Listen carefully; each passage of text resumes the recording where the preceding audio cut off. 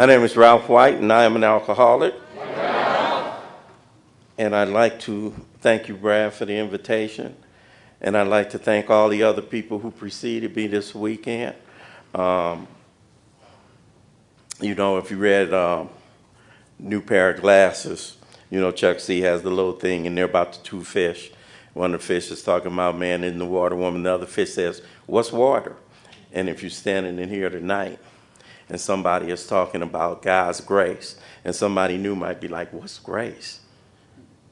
Swimming in it. Swimming in it. I want to thank the committee. I want to thank the people here. I like the fact that we did a countdown ahead of time because we get to see who's in the room. And Mickey, no disrespect to you. Tom, Juanita, no disrespect to you. No disrespect to you, Chip, I see you. Angie. But I really came to talk to our new friends. You guys can audit the course.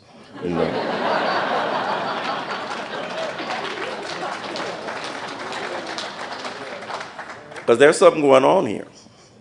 You may think you know what's going on here. You may think this is a weekend where I'm gathering a lot of knowledge and information. And if you go to enough meetings of Alcoholics Anonymous, you'll get knowledge and you'll get information. That's not the power of what it is we do. Let me stop and let me sit right here. My sobriety date is October 11th, 1986. I've been with you almost 37. I've been with you 36 years. I'm 69 years old. I've been with you more than half my life. And guess what? I find that I'm much better off when I'm with you. And so 36 years with you does not make me an authority on Alcoholics Anonymous, does not make me an expert on the Big Book of Alcoholics Anonymous, does not make me a spokesperson for our program. But like my friend Josie in Florida says, it makes me a satisfied customer. I like to talk about it. And I like to talk about it. And what we do in Alcoholics Anonymous, and I know in Fellowship of the Spirit, we really do a lot of talking about, and we've talked about it a lot, our basic text, the Big Book of Alcoholics Anonymous. And we do a lot of talking about the Big Book of Alcoholics Anonymous in here, but the power of why it is that I'm standing in front of you tonight, the best way we found to transmit what it is that goes on in here, because we're not instructional. That's not what we do. We're not an academic exercise. That's not what we do. We're not a self-help outfit. That is not what we do. And so and I heard somebody say on one of the panels, there is no spiritual side to this deal. It's all spiritual. So how do we talk about spiritual? How do you express spiritual things? And we found, and I guess through the ages it's been found, the best way to talk about spiritual matters is storytelling. We're a storytelling society. Now, a lot of our members, we like to get up here and we like to say, and I'm going to give you Exhibit A about why it is that we tell stories in Alcoholics Anonymous, why it is that the best way to see the power that animates us is through our storytelling. I'm going to give you Exhibit A. Look at Matthew. Look at Matthew. If Matthew went up in any spot in any city in this country right now, and he went up there and he knocked on the door and tried to cop, they'd say, "Police," and nobody would serve Matthew. The thing that I like the most about what it is that we do, and we see it the best in our storytelling. Yeah, we come here to get information, but we stick around for the transformation. Somebody, I don't know if it was Juanita, I don't know if it was Angie, but somebody called this a transformational power, transformational program, transformational process. And that's the deal, you guys. And the best way to see transformation is through the stories. And the interesting thing about seeing the transformation that you see in Alcoholics Anonymous, check this out. Isn't it amazing that the person that's in the story is not the person that's telling the story? That blows me away. Because if you saw Matthew, what the hell is he doing up in here with us anyway? This square-looking dude. Listen to this story. He showed me and Leslie some pictures. He's like, "Oh, please, dude, don't you leave us. You don't need to be drinking,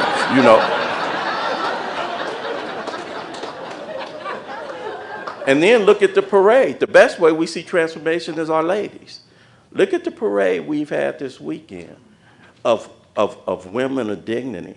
women of stature. When you know, fellas, sometimes you be in a meeting and you see somebody get up here. Erica's been up here a lot this weekend, and she's a dignified lady, and she's a lady of substance, and she's a lady, you know, and she might be standing up here, and fellas, you be nudging each other, especially if you knew, you know, and you be like, where was she at when I was out there? And if your boy is paying attention, you're like, she was out there too. She wasn't looking like that. You know what I'm saying? You know?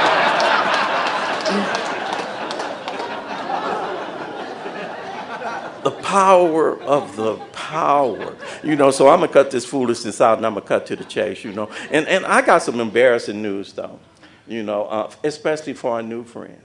You know, I saw you stand up a little bit begrudgingly at first, you know, and then you stood up, and we got some new friends over here, and you sometimes might wonder why are they clapping so hard for the latest person to leave their personal burning building, because we've all left our burning building, and we know the way out, and we love. There's nothing we like more than showing you what we have found in the rooms of Alcoholics Anonymous. It's nothing that animates us more. I'm embarrassed to tell you though, I came in here out of desperation.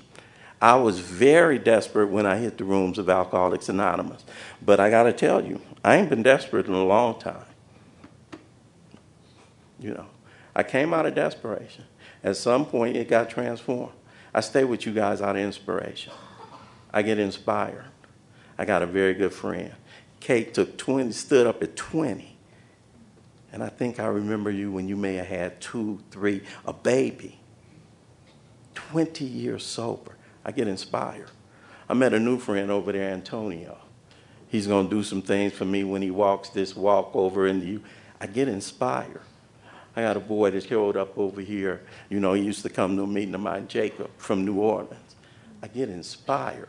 You know, Dan, you were talking. Sometimes people wonder, is Alcoholics Anonymous in good hands? And I listen to a young brother. I get inspired. You know, I get inspired. I'm that guy. I still, you know, there's no place I'd rather, and I'm much better off, and I'm at my very best when I'm with you. Now, a lot of people, you heard Dan, and he ain't by himself. It's a lot of you young thumpers sitting out there right now. And there's some people that get into folks' business, and, you know, they be like, he ain't walking like he talk, you know. Okay, and your point is what? Ain't none of us walking like we talk. We talk like we want to walk. We talk like we want to walk. Spiritual progress, not spiritual perfection. We talk different. We want to be fathers. We want to be mothers. We want to pay bills. We want to have integrity. So we talk like we want to walk. You know, when you see me, yes. And so I'm one man and I'm gonna probably be all over tonight because I feel like talking. You know, and I don't. You know, I've been doing this a minute. You know, and there's no place I feel better than when I'm with you guys. There's no place I'd rather be on a Saturday night. That is amazing. I grew up in South Central Los Angeles. I'm one of 6 boys.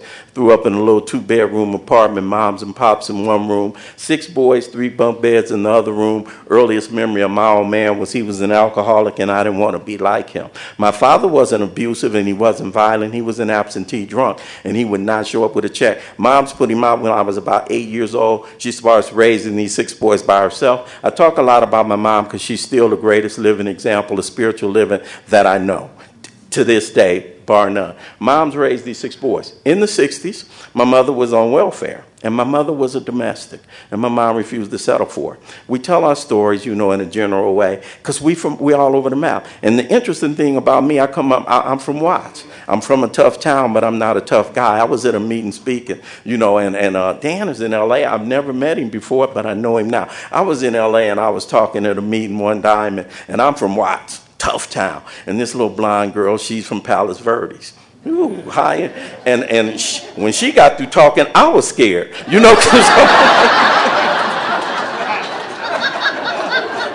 Because I'm from a tough town, but I'm not a tough guy. I'm a schoolboy. I'm a square guy. I used to wait at the bus stop for my mom to come home from work. She'd catch 3 buses to the valley where she'd go and wash and iron other people's clothes. And she'd come home and she'd do whatever it took to provide for these 6 boys. At a certain point, my mom stopped getting off the bus at night because she went back to Fremont Adult School and she got her GED. Then she went to Trade Tech Junior College. Then she went to Cal State LA. She graduated with her college degree, same year as my younger brother, Ron. Then my mom went out to have a long and distinguished career in the insurance industry. Why do I tell you that? I come from a line and you can do whatever it is you want to do. You can be whatever it is you want to be. I don't come from people telling me you ain't going to be done. We all over the map. Our story's all over the map in Alcoholics Anonymous. That's why I'm glad we have a description of the alcoholic in the doctor's opinion. It ain't circumstance and it ain't situation. You know, there are as many different portraits of the alcoholic as there are alcoholics. And mine goes a little bit like, you know, something like this. So moms, I'm growing up and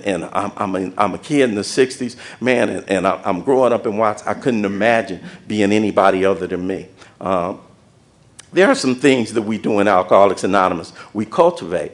And some of the things we cultivate are body parts, you know, and later on I'll talk about some of them. But the first thing I cultivate is my ears. I learn to listen, you know, and that is a wonderful gift in Alcoholics Anonymous. Cultivate it if you're new. You know, and I've been going to meetings of Alcoholics Anonymous so long, and I've been listening for similarities so hard that I can hear them everywhere. I was at a conference a couple of months ago, and a lady was sharing. And a lady said, when I started drinking, I felt wittier, prettier, and tittier. And I identified.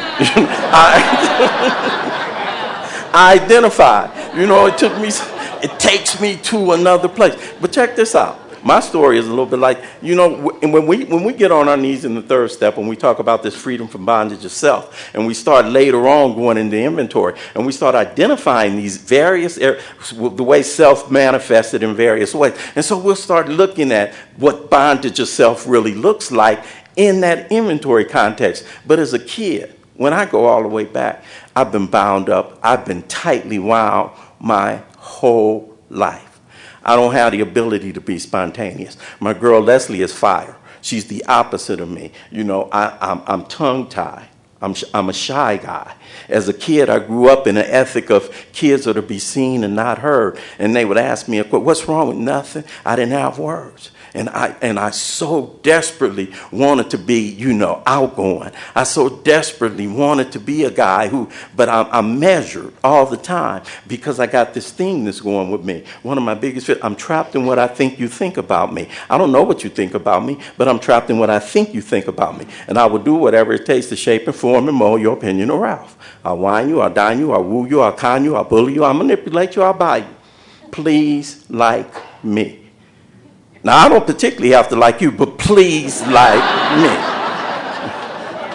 So when you grow up like that, tightly wound, you know, always measuring. I say a sentence, I wait to see how it lands on you. I don't know how it lands on you, but to me, I evaluate your reaction, then I react to your reaction, just always. So, you know, this business of bondage yourself, man, was something I'm familiar with from an early age. I'm a high achiever, straight A student, teacher's pet, played ball, made all-stars. On the outside, it should have been okay. On the inside, I've always felt like if you really knew me, you wouldn't like me. Yeah, I was teacher's pet. Yeah, I was straight A student. Would have traded it all in if I could have been cool.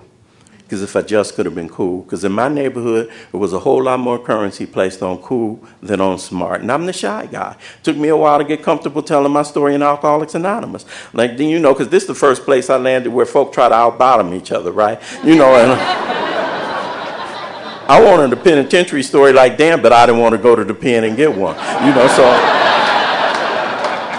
my story's my story. You know, and so, you know, you got the white boys. That's my last name. So it's Ralph, Ronnie, and Reggie. There's 6 of us, but me, Ronnie, and Reggie were stair steps. One year I'd be student body president, next year Ronnie, next year Reggie. Most likely to succeed. All this. Mom proud, written up in the paper, first 3 kids off our block to go to college, all that kind of stuff, right? So we got dreams, goals, ambitions, high hopes. I'm a doer. I'm 16 years old before I take my first drink. I don't really count it. I start drinking in earnest when I'm 18 years old. I'm 18 years old. I go off to school at UCLA. I'm living in the dorms, drinking Tyrell Rollie, Annie Greensprings, Boone's Farm, Brass Monkey, you know what I'm saying? Southern Comfort was my drink when I'm mixing drinks. I love me some tequila, and I'm high post, right? I'm an image guy. I'm all front and no back, right? So I'm running with a crowd because we clubbing, we doing the thing. I'm Remy Martin. I'm that guy. I'm sending you drinks in the so when I started drinking, it didn't make me witty or prettier. It seemed like it unleashed the real Ralph to come out and play. That shy guy, that one who never had words, because inside, although I didn't have words for you guys, inside I always thought, ooh, if you just knew what I was thinking, if I could just grace you with what it is that I got. But when I started drinking, so I'm drinking, I'm 18 years old, and I'm running with a fast crew, and there's a couple of older guys in my crew. The Big Book of Alcoholics Anonymous sees me coming, right? And it describes me in a lot of places. One of the things it talks about in the book is the alcoholic life seems the only normal one after a certain period of time. This is how it worked for me. Real quick vignette, don't trip off what I'm saying, trip off the purpose of. So I'm 18, so I'm drinking. I'm green. I'm a rookie. I don't know how to do nothing. I start smoking commercial weed, right? I don't know how to roll my own J's, because I roll them. They're real fat in the middle. They're real skinny on the end. You get a headache, right?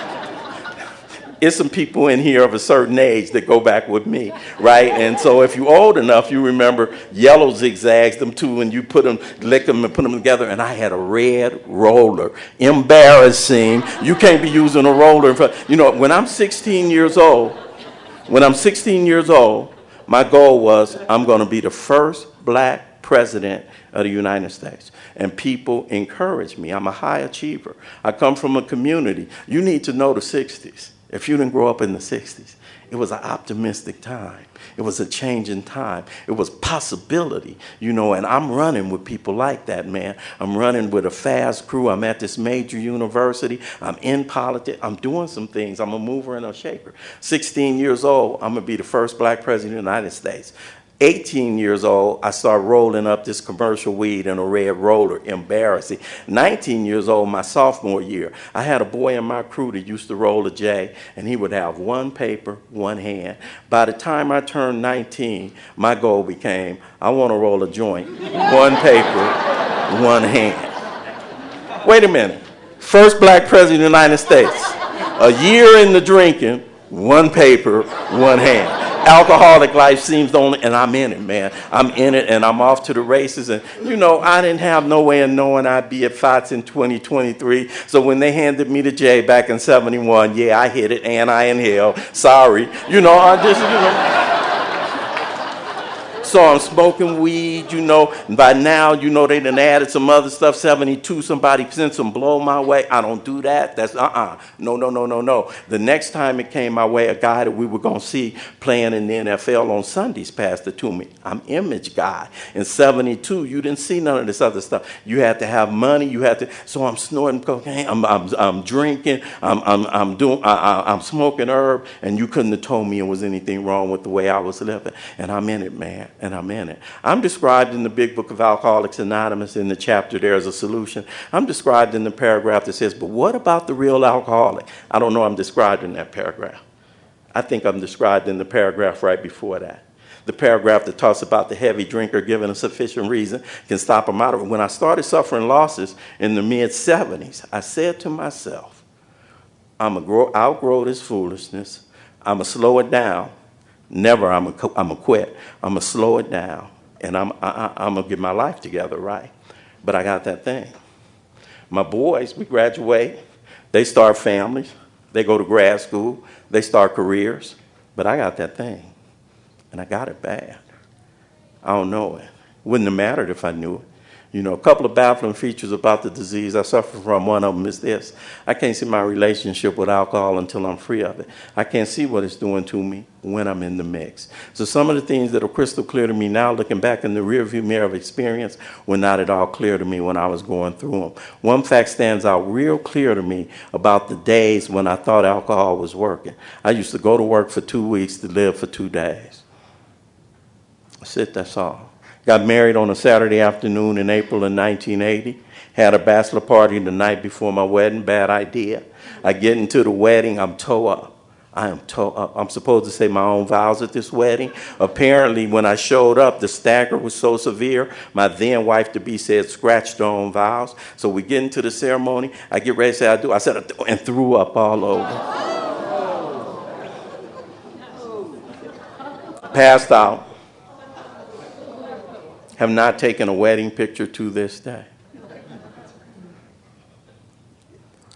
So we leave the wedding and it's, no pictures.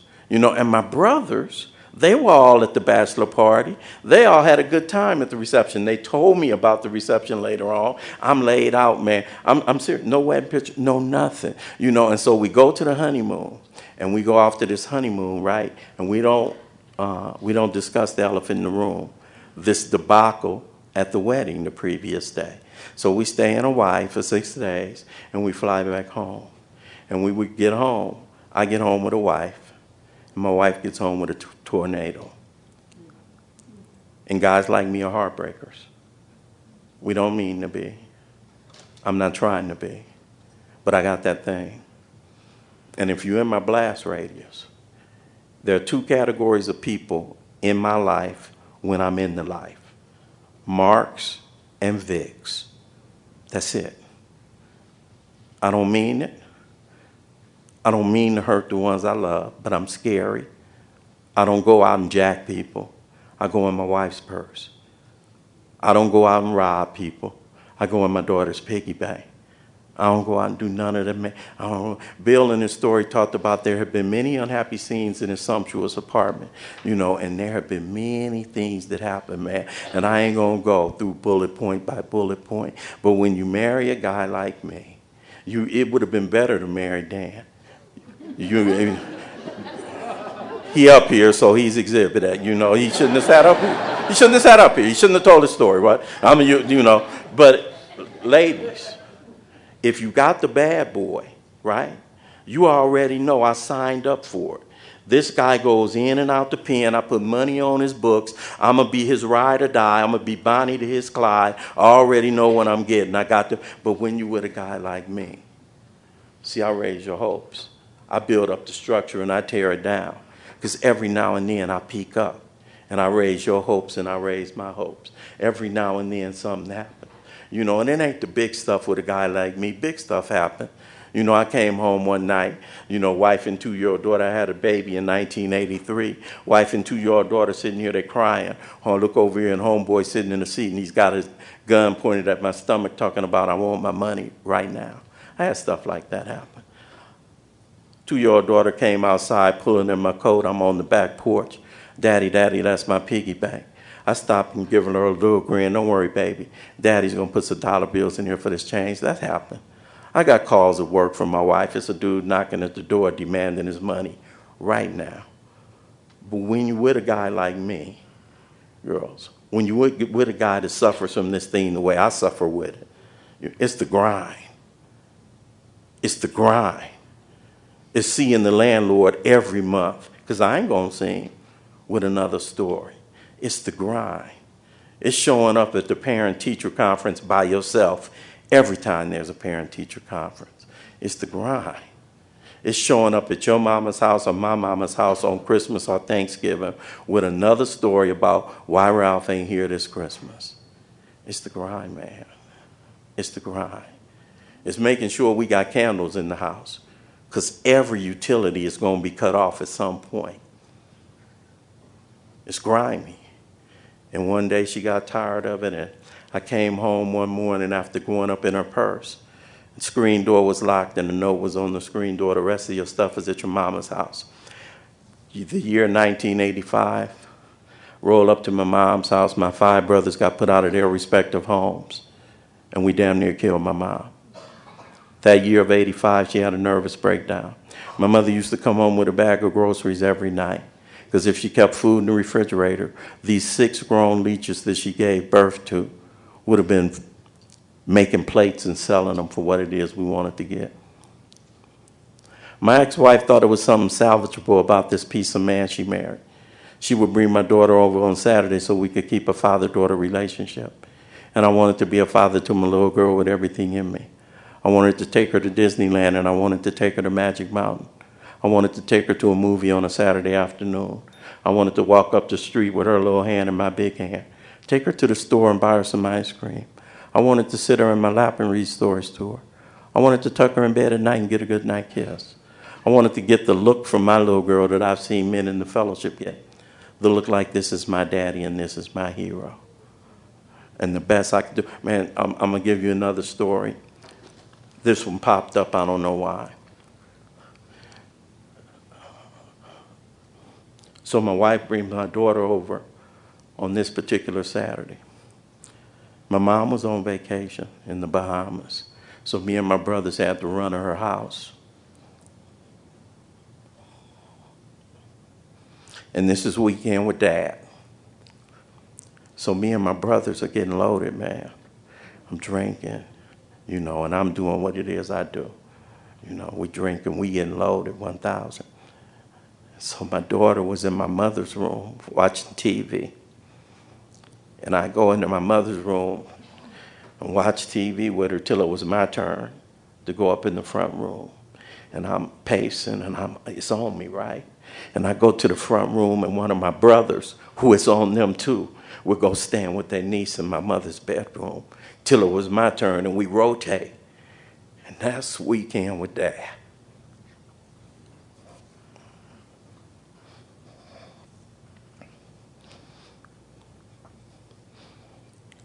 And I'm so glad God don't make misery comfortable. And on October 11th, 1986, I got miserable enough. I got tired enough.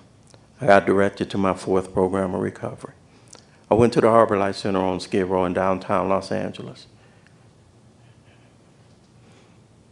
And my life has not been the same. I went up in the Harbor Life Center. Some things transpired the night of October the 10th. That ended up with me dodging a black truck the morning of October the 11th. And I dodged this black truck 5 blocks and got to my mom's house, and I knocked on her back door. I said, Mom, if you let me in the house, I promise I'm going up in the program where Ronnie is. My brother had been in the Harbor Life for about 80 days. It comes to me when I talk, we say, Dan was talking about telling the truth. I don't know how much truth I'm telling. I'm telling my narrative, and I'm telling what I remember. I'm 69. I don't remember everything so well either, and I wasn't writing it down at the time, but because I don't even know how I knew Ronnie was in the Harbor Light, but I knew he was in there, and we found a phone. But my mom didn't trust me, so we had to call the Harbor Light. Found the yellow pages. Those, remember the yellow pages? Found the yellow pages in 1986. Called up to the Harbor Light. Primary is where they let new people in. They located my brother Ron. He was working in primary. Ronnie got excited on the other end of the line. You want a bed? I'm sure they can get you a bed. That's a Saturday. They said, I'll have a bed for you Monday. Here's where grace starts. Oh, I've been swimming in it. I don't even know it. I don't know what kept me in the house that whole weekend. But I made it to the Harbor Light that Monday, October the 13th. I'm Ronnie's big brother. He's always looked up to me.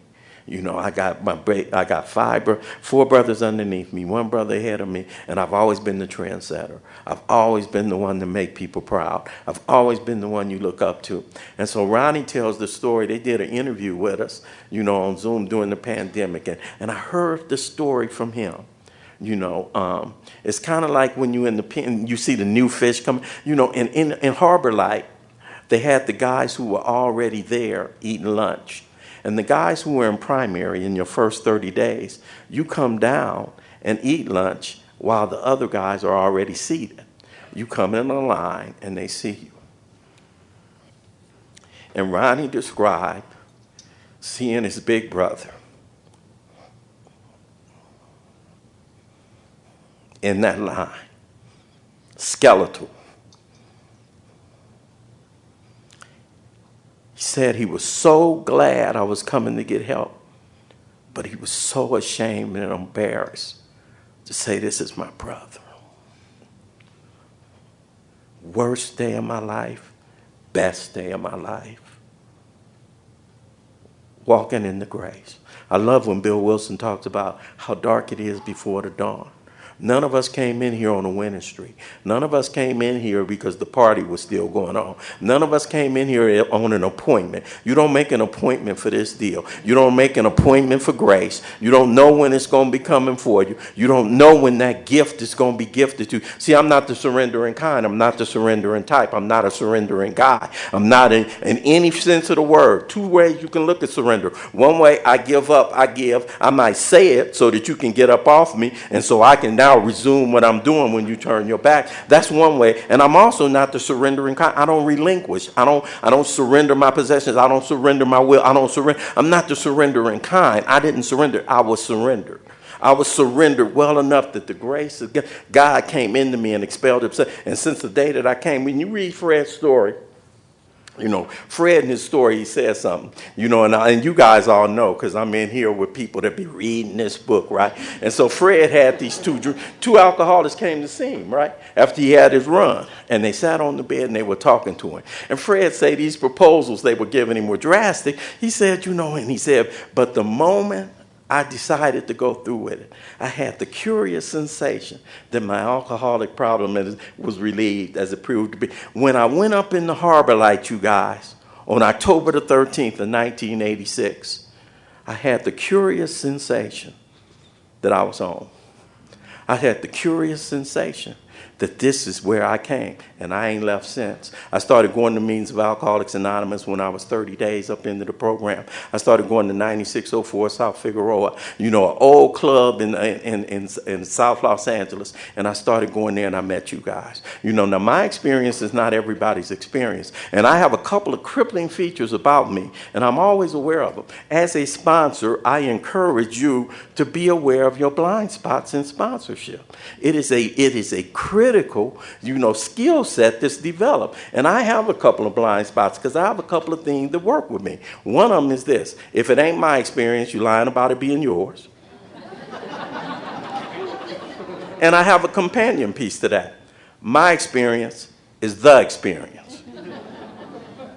So for me, I don't understand why you got a problem going to meetings. I don't understand why if I tell you be at a meeting, I don't understand because man, I found you welcoming. I found you comforting. I found my people the minute I came up in here. That's not everybody's experience in Alcoholics Anonymous. Not everybody finds us welcoming. Not everybody finds us cool. Some people find us lame. Some people find us off-putting. Some people find us intimidating. I look out for that. I look out for those people, man. But I know for me, I grew up with books, avid reader. What better stories can you find than the stories than you get in Alcoholics Anonymous, man? So I fell in love with the fellowship before I fell in love with the program. I started going to meetings. I started going to meetings. I heard somebody, maybe it was on the 12-step panel, maybe it was there, talk about one of the profound spiritual principles in Alcoholics Anonymous. You don't see this one in our big book, but it is one of the ones that has held many of us in good stead. And that principle is the principle of get in the car.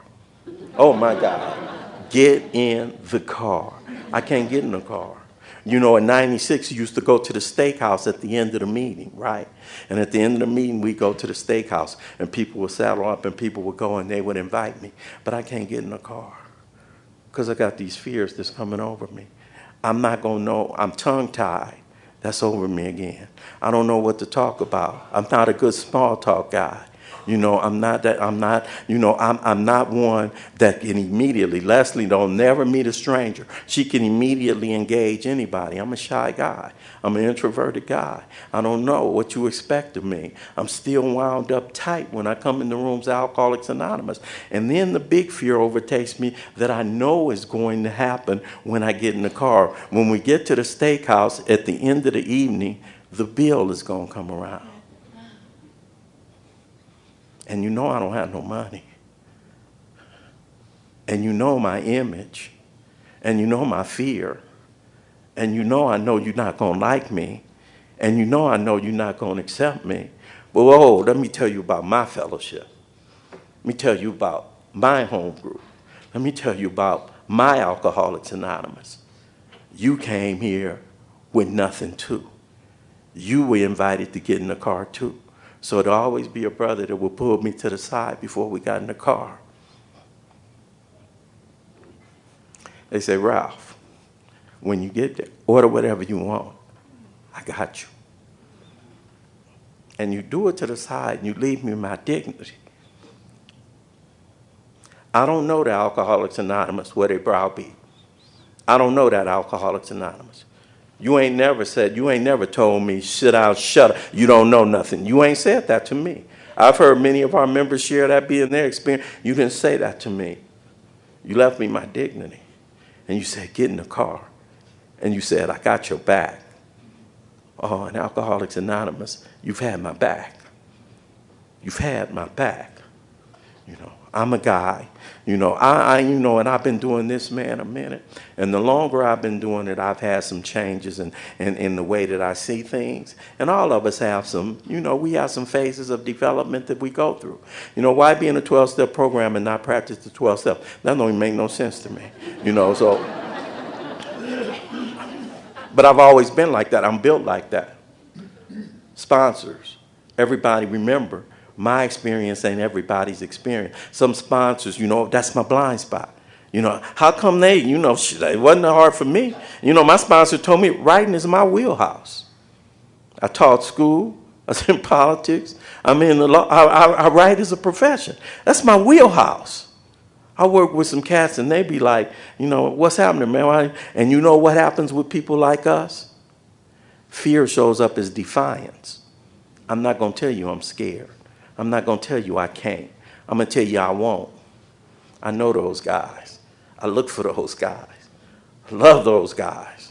And so, and that's my will, So, but for me, you got this business we have. Why be in a 12-step program and not practice? It don't make no sense. That's like me sitting in the bar looking at you sipping and think I'm going to end up with a buzz. I'm not going to go to a meeting.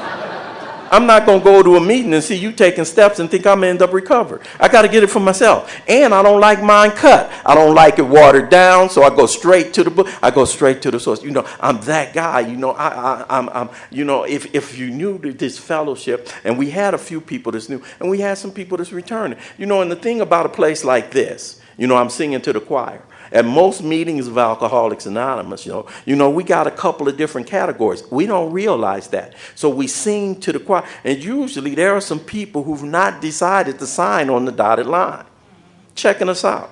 Don't know whether or not they belong. Don't know whether or not they want to take this ride. Don't know whether or not this is appealing to them. Don't know whether or not this is something that I want to do for the rest of my life. I'm a guy, and if this thing, who I run from? If you can't laugh at yourself, I'm running. If you don't laugh at yourself, I'm running.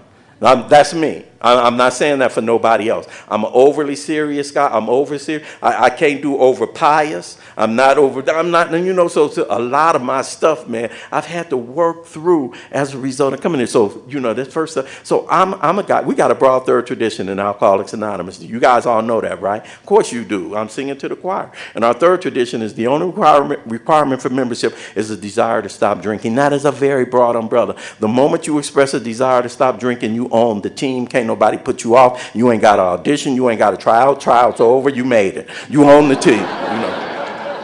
The moment I express a desire, I'm on the team. But check this out. Everybody that's on the team ain't in the game. Put me in the game. I don't mean to be cussing, but I'm going to throw this one out here because I need some emphasis. Put me in the goddamn game. Put me in. What the hell do you mean, put me in? You guys, you know what? I played ball. I played ball. I never went out for a team intending to sit on the bench. We need bench warmers. We need fans. We need spectators. We need haters. We even need commentators on the game to make them think that puts them in the game. But put me in the game. You know what, fellas? I don't even do strip clubs because I don't like looking. Put me in. Put me in. I'm not the spectating kind. I didn't come up in here to spectate. Put me in there. Well, Mr. Speaker, what the hell does that look like to put me in the game? I'm glad I don't have to go through all our steps in here because you guys already know, I suffer from an illness and only a spiritual experience to conquer. And I don't suffer from an illness because, I hear some people say, the book tells me that I'm physically different from others. No, the book don't tell me that. My experience tells me that. If my mama reads the book, she ain't going to get I suffer from the... No. About 10% of the people, when they take a drink, something happens in them that's physically different. And we don't have no remedy for that. If you take that first one, you're on your own. We don't have no remedy for not taking the first one. So the doctor's only suggestion was entire abstinence. Well, that's hard for a guy like me. When I ain't drinking and when I ain't using, all I'm thinking about is a day have 48 hours in it. It's just snail's pace. And and so I can't drink because of my body. I can't not because my mind refuses to accept that fact. I'm powerless. In the third part of this disease, spiritual malady, 12 and 12 describes it as a soul sickness. Our book talks about, Ralph, if you work on the spiritual, the mental, and the physical, the straight, and that's an odd sentence to me. I'm not one that just read it and bobblehead. I question. If the book can't withstand scrutiny, it ain't worth the paper, the paper that it's printed on, no way. I read it for myself. I put it up against my experience or your experience. So far, I haven't seen anything yet that somebody has not experienced in here that's in that big book, Alcoholics. But when I read that one, doesn't it seem odd? Work on the spiritual, then the mental and the physical. Seem like the physical come back first. You get some hips, you get some behind, your skin clears up, hair gets, it seems like that happens first.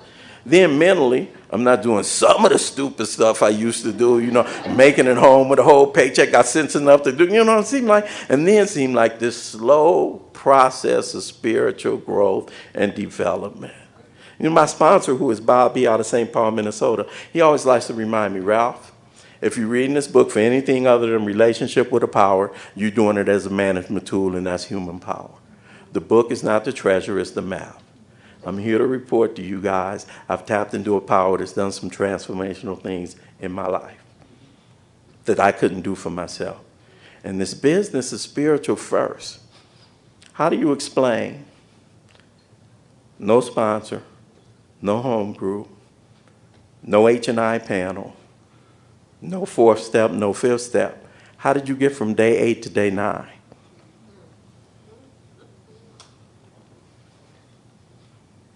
What happened? What stopped that wave on whatever how dark it is before the dawn day was? What happened? What was that?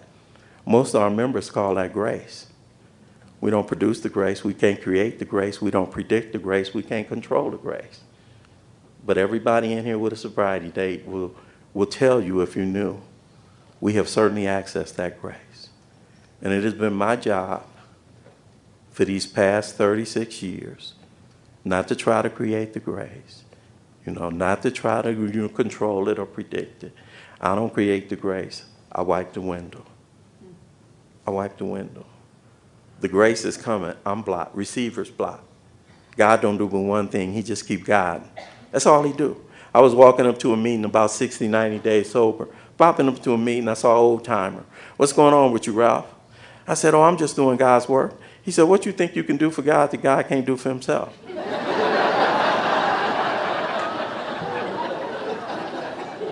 Floored me. Right answer. I'm the right answer guy. But I've been raised well in life. My mama raised me, you respect your elders. I brought that in Alcoholics Anonymous. I know it's some young Turks in here. I know it's some people that get on fire. I know you might be tempted to say, oh, it's quantity. It ain't quantity. It's quality. We all say, when all you got is that, you got to say that. I said it. I said it. Because I need something to stand on. I need to level the field. I don't know that one day I'm going to be 36 when I'm 5, when I'm 3, when I'm 4. So, me and my crew, and I'm with my crew, and yeah, that's right. Look at him. He don't know. And he kept the light on for me. You don't even know what he was doing. So anyway, I came in with a profound respect. I still have a respect. Mickey, thank you for keeping the light on for a brother like me. In my class, Tom, Wani, thank you for keeping the light on for a drunk like me. I want to thank you for being here when it's my turn. We don't even know. I'm going to get to a couple of things. I sure hope I get to them. You know what I'm saying? I really hope I do. Ooh, because you guys are like it. But I don't know if I'm going to get to it. But this old timer said that to me, right? And I said, so damn, John, what am I supposed to be doing? He said, Ralph, God gave you something he didn't even reserve for himself. Wait. God gave me something He doesn't have? What is that? He said he gave you the choice over whether or not you're going to return his love. God don't have no choice. God is love. Wow. Your job is to do for God's kids. God's job is to do for you. So I got on that, man, that second step. It would seem hard for me because I grew up in Baptist church. I grew up in a Baptist church. Some of you Catholics may not know. Catholic is a sedate experience, up, down, up, down. It's kind of an awe-inspiring deal, too, especially if you go where they're doing some Latin. It's awe-inspiring. But a Baptist experience, high energy. There's some stuff going on in there. Apparently, at some stage in the proceedings, there's this thing called the Holy Ghost that runs through the church, and folk are moved to jump up. And I would be 8 years old looking at my mom in the pew like, you better not jump up in here and embarrass me. I've been self-centered from an early age. I'm listening to the stories. Daniel in the lion's den. Jonah in the whale's belly. Moses parting the Red Sea. They're stories. They're myths. They're fables. You might as well read me Jack and the Beanstalk. So I came in here. I'm the skeptic. I'm the cynic. I'm the scoffer. You gave me another name. You called me agnostic. And you sent me to a place. And I was up in that place and I read about some things. And I read, and LO63992. That's my grandparents' phone number. Outside of my mom, the two greatest examples I had in my life. And my grandmom and my granddaddy, old Southern folk living in L.A. and they used to say, God will make a way. And I'd be like, man, miss me with that. Religion is an opiate of people. I'd rather smoke mine. Thank you very much. Clever stuff like that, And I'm growing up, and it says LO63992. That's my grandparents' only phone number they had my entire life. I can't tell you how many cell phone numbers I've had. 1726 East 107th Street. That was their address my entire life till they died. That was it. Be quick to see where religious people are right. They were exhibiting a degree of stability, usefulness, and happiness you should have been looking for yourself. Wow. Be quick to see where they're right. Stability, usefulness, and happiness. I'm a dad now. I'm an old man. I got grandkids. My mom had 6 boys. She was raising these boys and watched on her own in the 60s. She was taking people's clothes in and she was washing and ironing. I don't know how many nights my mom must have wondered, what's going to happen if we get put out? What I'm going to do with these 6 boys? We didn't have a car to sleep in. I know it was many nights since I've been an adult. My mom made it look easy, relying on this power. And since I've been an adult, making good money and raising only a couple of kids. I said, Mom, and she would tell me, there were times we were 4 months behind on the rent. There were times we were 5 months behind on the rent. And I don't know, but the grace of his power, man. And my mom demonstrated. Be quick to see where religious people are right. And I got on my knees and I was ready for that third step, man. And I said, okay, God, because I had done the negative second step. I come to believe in the hopelessness and futility of life as I've been living. And a lot of people get stuck on the third step and be wondering, what's God's will for me? I ain't walking toward God's will in the third step nowhere. And it really don't matter. You can be walking toward God's will or you can be running from the gorilla. Same, but it don't matter. You going in the same direction, And I got on my knees. And they say the wording is optional. And it has changed for me over the. And this power, I don't know him.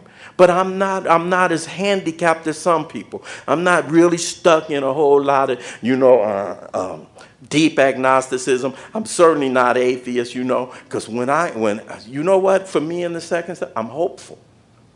I'm optimistic.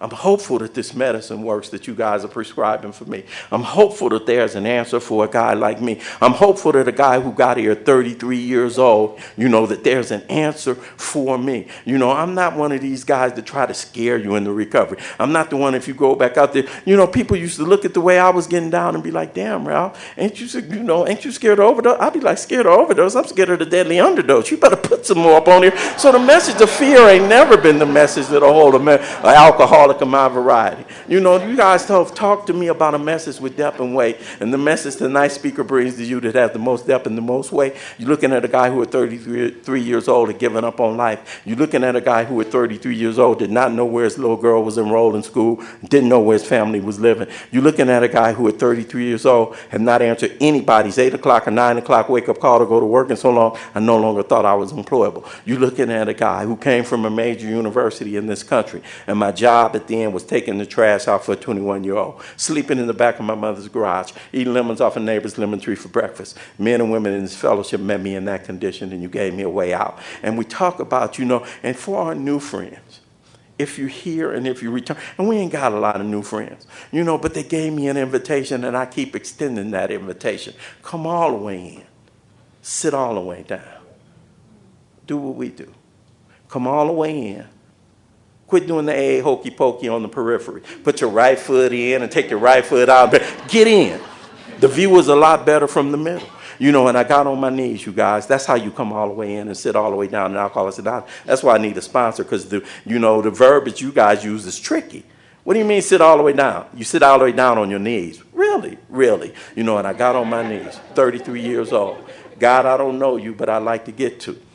Me and Leslie, we knew each other for a long time before we started seeing each other. And if you want to get with somebody, fellas, you see them across the room, it ain't going to help to just wink at them.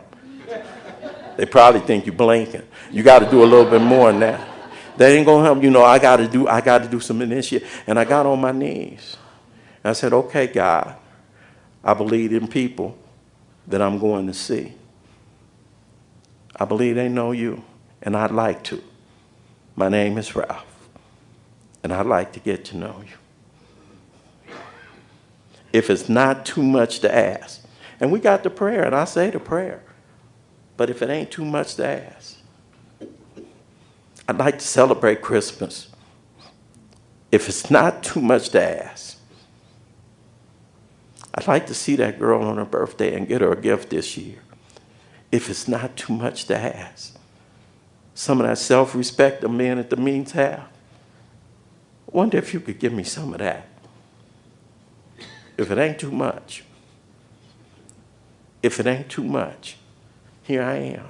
Sometimes I think this is a soundtrack, when in my recovery, because I just get out like that. And when I be in the third step, it's signed, sealed, delivered, I'm yours. Stevie Wonder, I be like, that's what it sounds like to me. I'm yours. And in the third step prayer, you guys, check this out. I'm going to give you a secret. Third step prayer and seventh step prayer. They're interesting. In life, when you want to get with baby, if you're in elementary school, you might pass a note. Will you be my girlfriend? Check X, yes or no, Will you be my girlfriend? Will you go with me? And later on in life, you get on one knee. Say, baby, will you have me? Can I have your hand? But this third step proposition is a little bit different. It ain't reciprocal, just like this. God, I offer myself to you. And it's a really scary proposition for a guy like me, because I don't know something for nothing. I know tit for tat. I know quid pro quo. What's in this contract for you, God? Because I say I offer myself to you, I ain't much. I ain't a vision for you. I ain't nothing to look at. If I'd have walked up to any woman in there with my 18 months when I got on my knees and said, baby, I offer myself to you, you'd have been like, dude, keep it moving.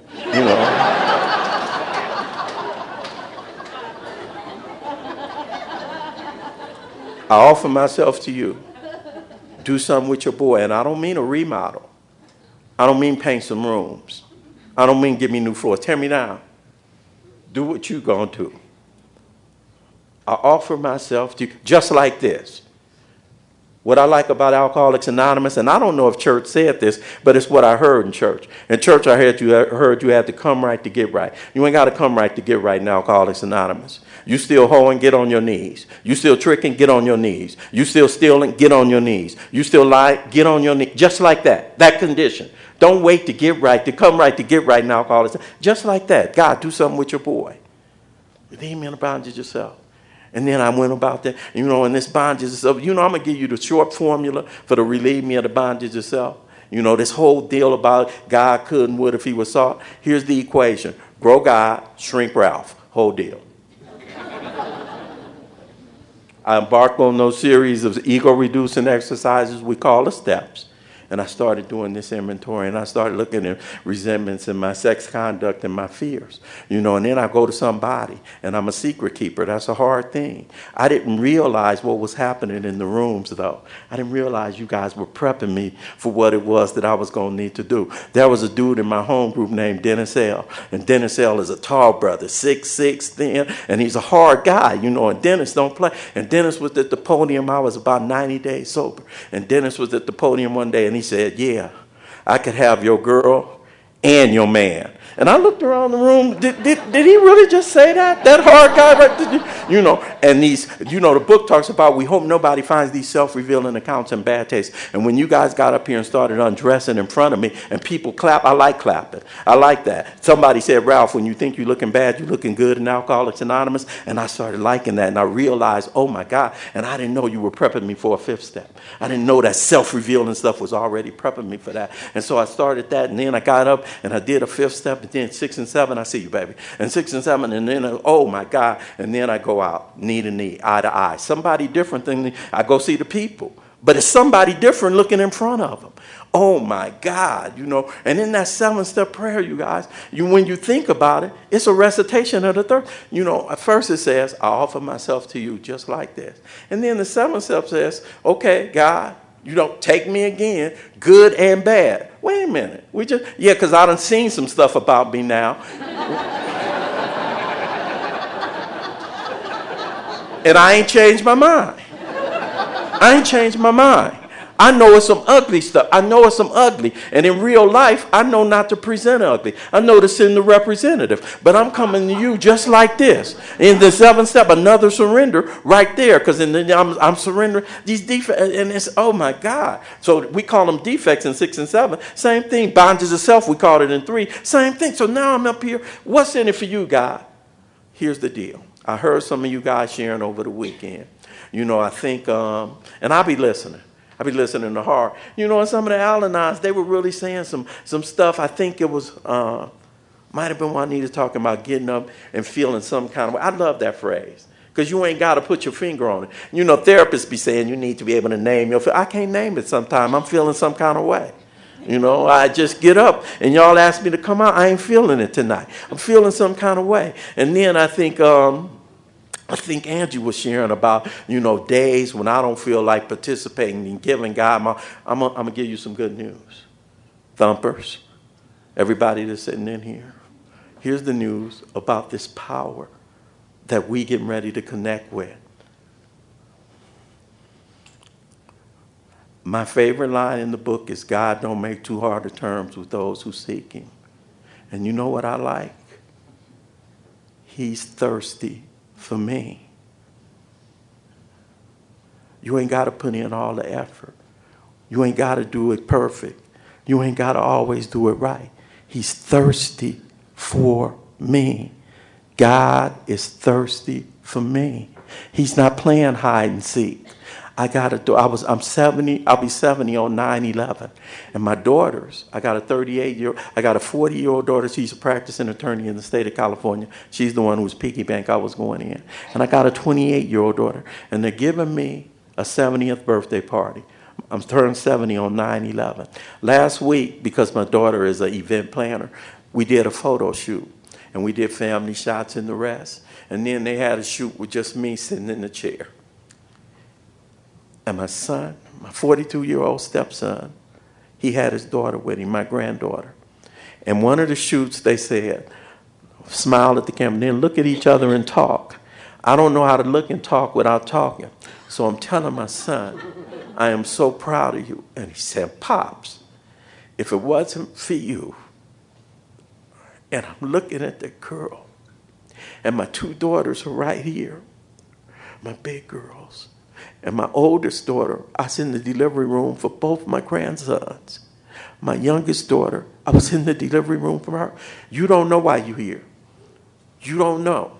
We selfish and self-centered even at our best. We think we still getting out of this bondage of self stuff. But every time, just like recovery, just like the disease, it engulfs everybody whose lives touch the sufferer. Recovery, it engulfs everybody whose life. You ain't in here by yourself. You sitting in here thinking you by yourself. I didn't come here for the ripples, but I stay for the ripples if you look real close. I didn't know that as a result of me coming to you, it's a little boy. It's too little. Who was that was sharing? It was Angie sharing. And I know Amanda, who's in here. As a result of coming to Alcoholics Anonymous, there's a girl that's a college senior. There's a boy that's a college freshman. And that's because of coming to Alcoholics Anonymous. As a result of coming to Alcoholics Anonymous, River White is in the world, and I can't imagine the world without her. Can you imagine what happens here? As a result of coming to Alcoholics Anonymous, some girl or some little boy is going to get daddy at the parent-teacher conference. Every time I go to a meeting, Alcoholics Anonymous, me and you, we're doing it right now. I get to participate in some little boy or some little girl getting ready to have mama come back. Every time I go to a meeting, me and you, I get to participate in some family getting ready to have daddy come home. Every time I go to a meeting, me and you, I get to participate in some man or some woman getting ready to have a hell of a mate into the workplace. Matt was taking us around and he was showing us pictures of his daughter, and he thought he came here by himself. His daughter wouldn't even be on this planet if he wasn't here with us. And as a result of him being here with us, what a dad. This room ain't this big. Do you know how many other people are sitting in each one of these seats?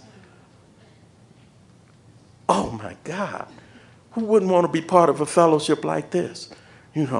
I'm getting ready to get out. You guys, if God had brought you from where he brought me, you talk about him all night long too. I am so grateful to Alcoholics Anonymous. I'm so grateful to this life that you've given me. I'm so grateful you've connected me to a power. I'm so grateful that power is thirsty for his boy. He's thirsty for you. You ain't got to be tricked. He ain't hiding. He right there. He talks about, bro, if you disclose yourself, I'm right here. I'm right here. I thought about it when I was sitting up and my grands came and they jumped up. I thought about God. That's hard. That's it. I don't want nothing else. I don't want nothing. And I think about God, and he's like, I gave my kids free will. And all I want them to do, I'm not imposing no strict. God don't make hard terms. You know who make hard terms? We do. We do. Stop tripping. Okay, I'm not going to get on the soapbox because my time is, I've always wanted to do something significant. I've always wanted to do something important. I can think of nothing more significant. I can think of nothing more important than being a participating member of the life-saving, life-changing experience that is Alcoholics Anonymous. You'll never hear Ralph White say, I don't know why I'm sober. I know exactly why I'm sober. I get a blessing so that I can be a blessing. Recovery for me is a gift from God. What I do with my recovery, that's my gift to God. My name is Ralph White. I am an alcoholic.